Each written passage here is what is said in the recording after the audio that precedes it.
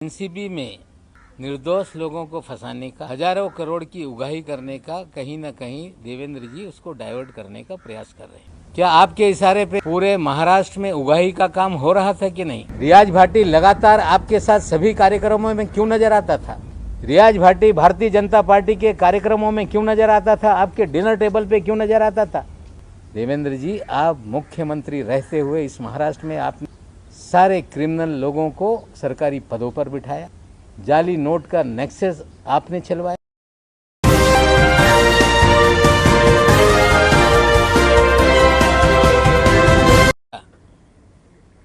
सम्माननीय देवेंद्र फडणवीस जी ने कुछ मुझ पर आरोप लगाए थे और उसका कल ही मैंने खुलासा किया, लेकिन कुछ अधिक जानकारी मैं देना चाहता हूं। जो देवेंद्र जी ने कहा कि आपके मंत्री रहते हुए सलीम पटेल के बारे में आपको जानकारी थी कि नहीं? 2005 में मैं मंत्री पद पे नहीं था। एक आर पाटिल जी के साथ उनकी वीडियो वायरल हुई थी, ये सवाल आपने खड़ा किया। हमने मुनीरा से संपत्ति लेने के बाद सलीम पटेल की वो वीडियो वायरल हुई थी और सलीम पटेल ने उन सारे अखबार और चैनलों पे जिन लोगों ने दाऊद से उसका कनेक्शन बताया था उन पे डिफेमेशन सूट फाइल किया था। और 5 महीने पहले मैंने जानकारी ली सलीम पटेल का देहांत हो गया और सलीम पटेल ये मुनीरा का पावर ऑफ अटॉर्नी था।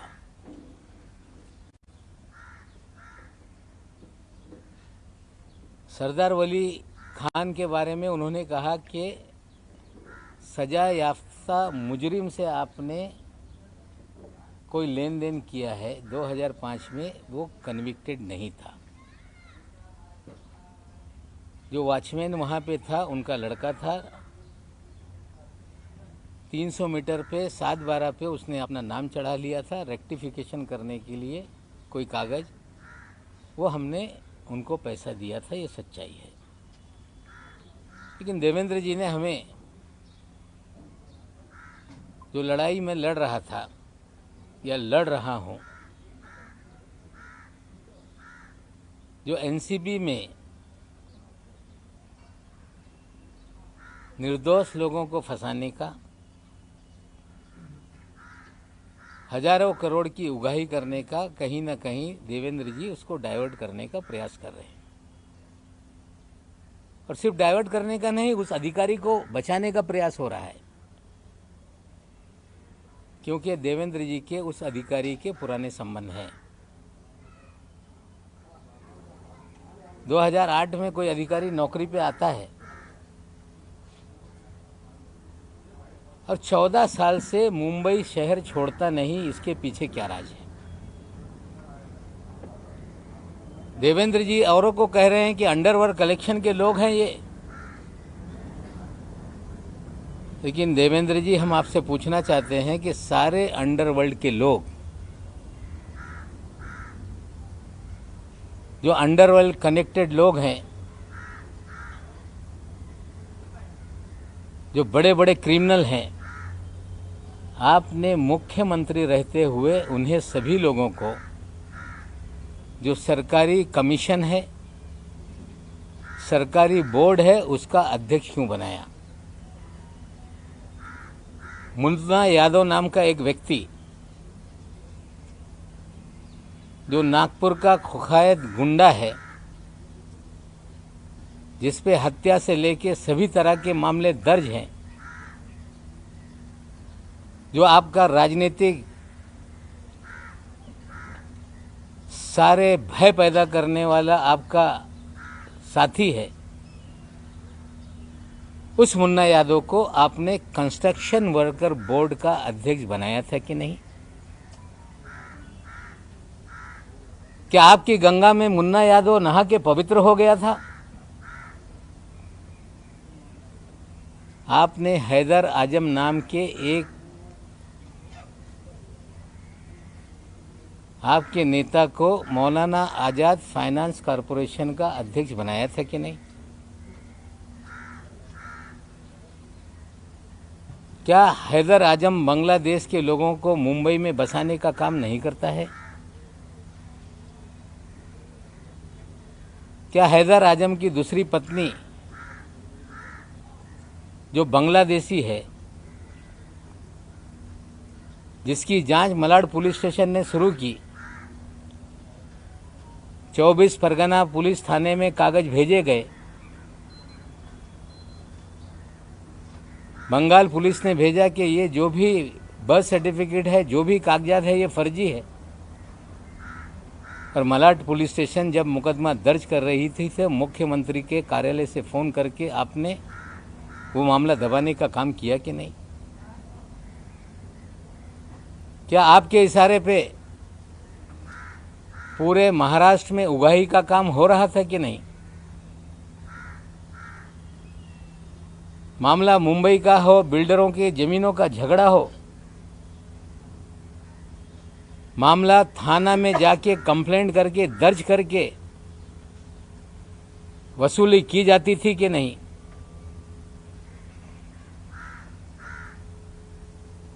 जमीन मालिकों को पकड़ के लाते थे और सारी ज़मीनें अपने नाम पे लिखा ली जाती थी, ये सच है कि नहीं? क्या आपके कार्यकाल में विदेश से लोगों को फ़ोन आते थे, कुख्यात गुंडे फ़ोन करते थे और पुलिस वाले मामला सेटल कर देते थे कि नहीं? लेकिन सबसे गंभीर आरोप मैं लगा रहा हूं देवेंद्र जी आप पे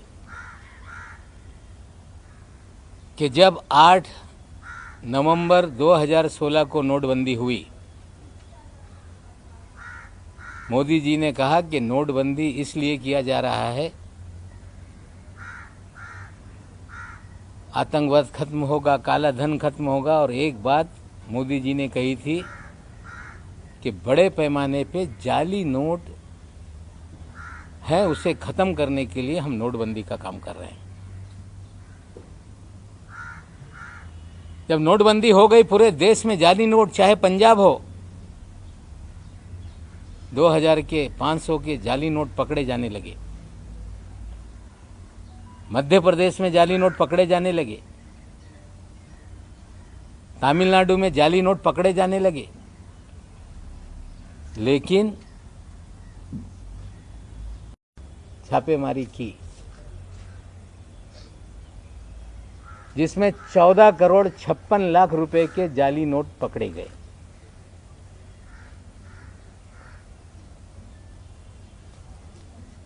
और उस मामले को रफा दफा करने के लिए देवेंद्र जी ने उसमें मदद करने का काम किया।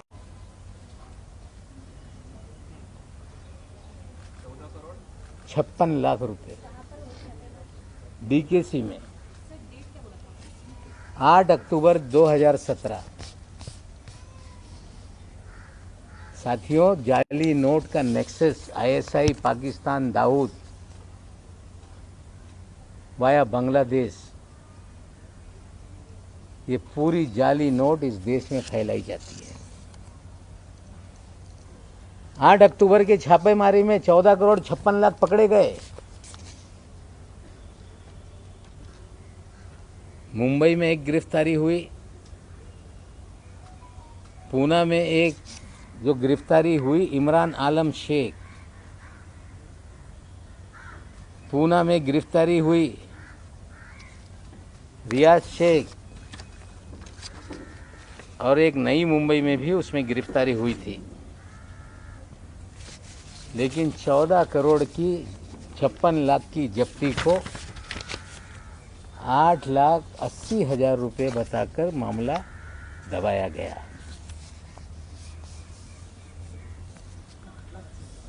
8,80,000 बताकर मामला दबाया गया। पाकिस्तान की जाली नोट भारत में चले,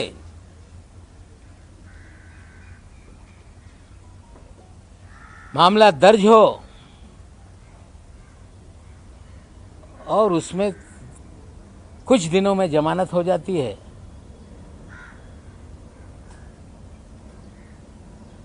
मामला एनआईए को नहीं दिया जाता,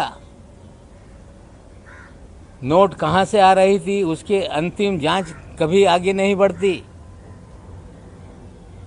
क्योंकि जो लोग ये सब जाली नोट का रैकेट चला रहे थे उन्हें कहीं ना कहीं तत्कालीन सरकार का संरक्षण था।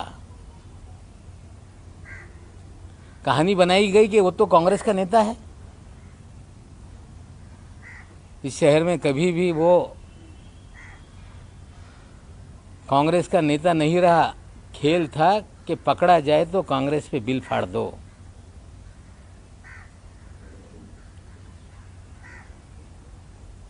और जो आलम शेख था, इमरान आलम शेख,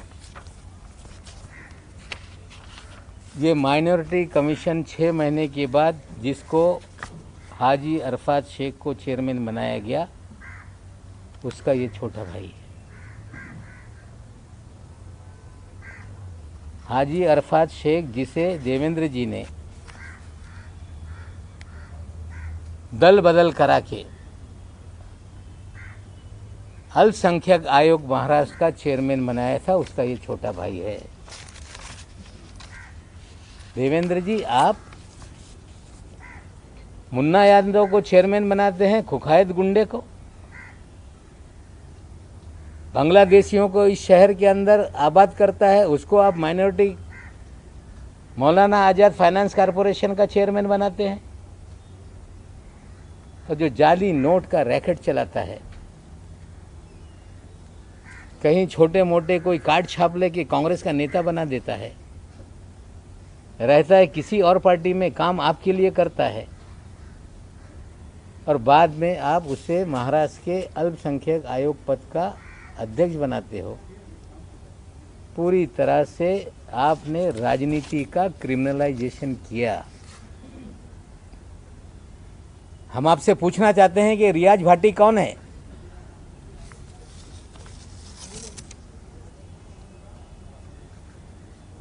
उनतीस अक्टूबर को सहार एयरपोर्ट पे जाली पासपोर्ट के साथ पकड़ा गया, जिसके ऊपर दाऊद इब्राहिम सारे गैंग के लोगों के साथ संबंध की सारी खबरें अखबारों में थी। पूरा शहर जानता था कि रियाज भाटी कौन है। डबल पासपोर्ट के साथ कोई व्यक्ति पकड़ लिया जाए और 2 दिन में छूट जाता है, इसके पीछे क्या खेल था? रियाज भाटी लगातार आपके साथ सभी कार्यक्रमों में क्यों नजर आता था? रियाज भाटी भारतीय जनता पार्टी के कार्यक्रमों में क्यों नजर आता था? आपके डिनर टेबल पे क्यों नजर आता था? हम देश के प्रधानमंत्री पे आरोप नहीं लगाना चाहते, लेकिन देश के प्रधानमंत्री के कार्यक्रम में अगर कोई जाता है तो उसके लिए पूरी तरह से स्कैनिंग किए बिना किसी भी व्यक्ति को पास नहीं इशू होता। प्रधानमंत्री शहर में आए और रियाज भाटी ने उनके साथ भी तस्वीरें खिंचवाई। क्या ऐसा कारण था बिना स्कूटनी के रियाज भाटी प्रधानमंत्री तक पहुंच गया? देवेंद्र जी, आप मुख्यमंत्री रहते हुए इस महाराष्ट्र में आपने सारे क्रिमिनल लोगों को सरकारी पदों पर बिठाया, जाली नोट का नेक्सस आपने चलवाया, आपने रियाज भाटी के जरिए पूरी उगाही का काम किया, आपने थाना में कमिश्नर बैठा के कंप्लेंट पूरे महाराष्ट्र की करा के उगाही का धंधा करवाया, और विदेश से कुख्यात गुंडे फोन करके सेटलमेंट पुलिस वाले करते थे। और ये सारा खेल आपके आशीर्वाद से महाराष्ट्र में चल रहा था। आज तो इतना बता रहा हूँ, आगे और बहुत सारी काली करतूतें देवेंद्र जी के हैं, मैं लोगों के सामने रखूंगा। रियाज भाटी उनके साथ क्यों घूमता है? 2 पासपोर्ट के साथ अगर कोई अंडरवर्ल्ड का आरोपी एयरपोर्ट पे डिटेन हो जाए तो 2 दिन में कैसे छूट जाता है? प्रधानमंत्री के कार्यक्रम में वीआईपी के पास कैसे बन जाते हैं? जाली नोट का नेक्सस चलता है, जमानत हो जाती है, पैसे कहाँ से आए, कहाँ से, उसका क्यों नहीं इन्वेस्टिगेशन किया जाता? क्या हैदर आजम की बीवी का बांग्लादेश का मामला पुलिस स्टेशन में दर्ज है कि नहीं? क्या मुन्ना यादव ये कुख्यात गुंडा है कि नहीं? हम तो सवाल देवेंद्र जी से पूछना चाहते हैं, इसका जवाब आप दें। अगर ये झूठ है तो बताएं कि नवाब मलिक मुन्ना यादव के बारे में झूठ बोल रहा है। रियाज भाटी फरार है, मुन्ना यादव पे मुकदमे हैं, जाली नोट का मामला डीआरआई का है। जो एजेंसियां केंद्र की काम करती है उनसे हम सवाल खड़ा कर रहे हैं कि इसको फिर से देखो। ये जाली नोट का नेक्सस पाकिस्तान से कैसे लिंक है ये भी देखना पड़ेगा। जब 14 करोड़ 56 लाख पकड़े गए, जाली नोट का मामला था, तो क्या ऐसा हो गया कि जमानत हो गई तुरंत? क्या ऐसा था कि जांच आगे नहीं बढ़ी? और जिसको पकड़ा था उसके भाई को आपने अल्पसंख्यक आयोग का अध्यक्ष क्यों बनाया? और ये योगायोग है कि उस समय भी उस केस का जो इंचार्ज था वो भी समीर दाऊद वानखेड़े ही था। और मैं आपको बता दूं कि जो 14 साल से वानखेड़े साहब जो मुंबई में लगातार पोस्टिंग रहे, उनकी posting joint commissioner intelligence revenue की 1 जुलाई 17 को हुई और उस समय उनके ही पास ये डिपार्टमेंट था। ये छापेमारी या जो भी कार्रवाई हुई थी डीआरआई ने की थी और केस को हल्का करने के लिए यही अधिकारी के जरिए देवेंद्र जी ने सारी मदद की थी। हाजी अरफात के भाई का मामला रफा दफा करवाया था। ये कोइंसिडेंस हो सकता है, लेकिन एक ही अधिकारी जिसके ऊपर गंभीर मामले चल रहे हैं, 2-2 एसआईटी जांच कर रही है, विजिलेंस की जांच हो रही है, और उससे ध्यान भटकाने का खेल कहीं तो नहीं, ये भी सवाल खड़े होते हैं। ये मैं पूछना चाहता हूं कि किसी भी प्रधानमंत्री के कार्यक्रम में पहुंचने के लिए पूरी तरह से स्टेट की इंटेलिजेंस एजेंसियां, केंद्र की इंटेलिजेंस एजेंसियां उस व्यक्ति का पूरा स्क्रूटनी करती हैं। अगर जिसके ऊपर लगातार दाऊद इब्राहिम के संपर्क के मामले रहे हों और वो सीधे प्रधानमंत्री तक पहुंच जाए, तो कहीं ना कहीं उसे किसी न किसी का आशीर्वाद था, जिसके कारण उस कार्यक्रम के भीतर तक वो गया। दाऊद इब्राहिम का आदमी रियाज भाटी है, आज फरार है। थाना में जितनी उगाही हो रही थी उसका भी वो कहीं ना कहीं एक उगाही के कार्यक्रम का हिस्सा था। बहुत सारे मुकदमे खुले हैं जिसमें रियाज भाटी आज फरार है। सवाल ये है कि प्रधानमंत्री के कार्यक्रम में कैसे एक्सेस मिल जाती है। तस्वीरें किसी की शादी में किसने उतार ली, मैं ये नहीं कहना चाहता। किसी नेता के साथ उसकी तस्वीरें, ये आरोप मेरा नहीं। मेरा आरोप है कि 2 पासपोर्ट, जाली पासपोर्ट के साथ मुंबई एयरपोर्ट पे पकड़ा गया एक कुख्यात गुंडा, 2 दिन में जमानत हो गई। एक कुख्यात गुंडा जिसके ऊपर लगातार आरोप थे, प्रधानमंत्री के कार्यक्रम के भीतर जो वीआईपी का पूरा अरेंजमेंट था उसमें कैसे पहुंचा? पूरी तरह से देवेंद्र जी का संरक्षण उसको था। कि 13 लोगों को चिन्हित किया गया जो 3 तारीख की रात में जो डीजी प्रधान साहब हैं उन्होंने मीडिया के सामने कहा कि भारत के इतिहास में पहली बार मिड सी ऑपरेशन हम लोगों ने किया। एक क्रूज पे छापेमारी हुई, 15 दिन से हम तैयारी कर रहे थे और इस तरह की बातें कही गई। सारे देश में उसको लेके खबरें चलने लगी। लेकिन हमने पहले 6 तारीख को सवाल केपी गोसावी और मनीष भानुशाली पे उठाए थे। हमने पहले कहा था कि उगाही का मामला है। व्हाट्सएप चैट के जरिए जो प्रभाकर कह रहा है कि कुछ लोगों के प्री डिसाइडेड फोटो बांटे गए थे, उन्हीं को पकड़ना था, ये सारा उनके कन्वर्जेशन में है। अगर रेड शिप पे डाली गई तो क्रूज को बिना परमिशन सेल करने की परमिशन क्यों दी गई? उस क्रूज में पूरी तरह से तलाशी क्यों नहीं ली गई? क्यों टर्मिनस से ही लोगों को डिटेन कर लिया गया? क्यों आर्यन खान को किसके कहने पे वहाँ तक लाया गया? आर्यन खान के घर वालों से 25 करोड़ की मांग क्यों की गई? डिस्काउंटेड रेट 18 करोड़ में डील क्यों हुई? 50 लाख रुपए उठाए क्यों गए? ये सारे सवाल हैं। दोनों एसआईटी के सामने सारे बयान हैं, सीसीटीवी फुटेज है, कॉल सीडीआर होगा, इलेक्ट्रॉनिक एविडेंस भी उसमें है। लेकिन कहीं ना कहीं लोगों को डराया जा रहा है कि आपने पैसा दिया, आप भी मुकदमेबाजी में फंस जाओगे। मैं आज फिर कहता हूँ कि रैंसम मांगने वाला गुनहगार होता है। अपने बच्चों को बचाने के लिए फिरौती देने वाला कभी भी गुनहगार नहीं। मैं उनको फिर कहता हूँ कि डरो मत, आप विक्टिम हैं, आप गुनहगार नहीं।